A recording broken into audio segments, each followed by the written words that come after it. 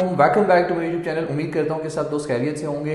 There is a lot of rumours about the ART which is known as administrative reviews tribunal.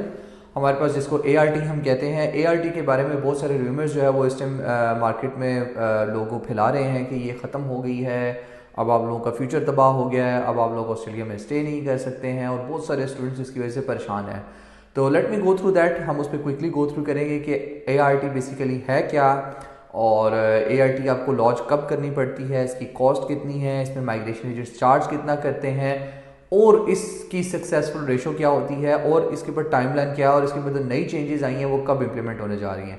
सबसे पहले AAT जो है वो ART उसको रेस किया, एडमिनिस्ट्रेटिव रिव्यूज ट्रिब्यूनल। ART हम इसको कहते हैं कोई भी डिसीजन जो कि गवर्नमेंट ने किया है उसके ऊपर रिव्यू करने के लिए आप जो है वो उसके ऊपर केस लॉन्च करते हैं, जिसको हम ART कहते हैं कि गवर्नमेंट ने कोई डिसीजन किया उससे हम इख्तलाफ रखते हैं, वो हमें ठीक नहीं लगा, तो उसके ऊपर रिव्यू कर दिया, जिसको ART कहा हमने।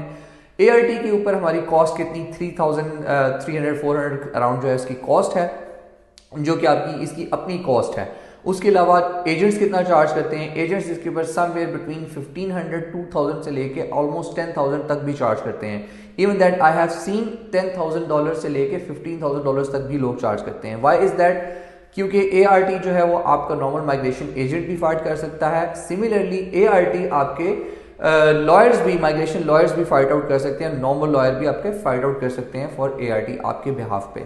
अब इसमें जो लोग फिजिकल प्रेजेंस देते हैं, जो लोग इसको फिजिकली फाइट करते हैं, बड़े जिसमें आप कहें कि ऑन द बिग लेवल्स, वो उसके ऊपर ज़्यादा अमाउंट चार्ज करते हैं। एट द सिमिलर टाइम अगर आप एक माइग्रेशन एजेंट से करवाते हैं, that will gonna charge you $1,500-2,000।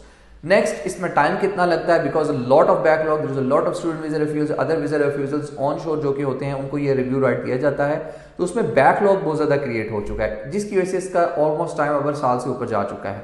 अब जो इसमें न्यूज़ बहुत ज़्यादा परेशान कर रही है स्टूडेंट्स को, वो क्या है, वो ये है कि आपका ART का जो टाइम है प्रोसेसिंग वो कम होने जा रहा है, बिकॉज बहुत सारे लोग इस रिव्यू टाइम के ऊपर बहुत सारा टाइम पास आउट कर लेते थे, कैश आउट कर लेते थे और कहते थे कि अब हम अपना कोर्स कंप्लीट कर लेंगे, हम नॉमिनेशन का वेट कर लेंगे, या फिर हम अपना जॉब रेडी प्रोग्राम फिनिश कर लेंगे।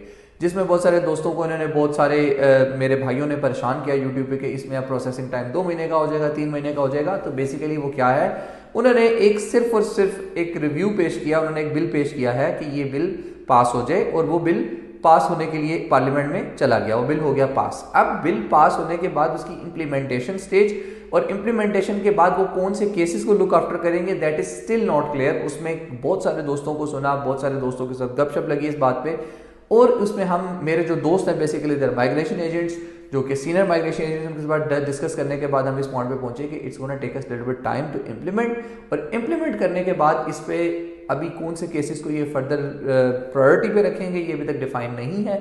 इसलिए you don't have to worry, आप जो भी काम कर रहे हैं, either you waiting for nomination, either you are going for JRP, और either you doing your course, आप प्लीज़ करते रहिए।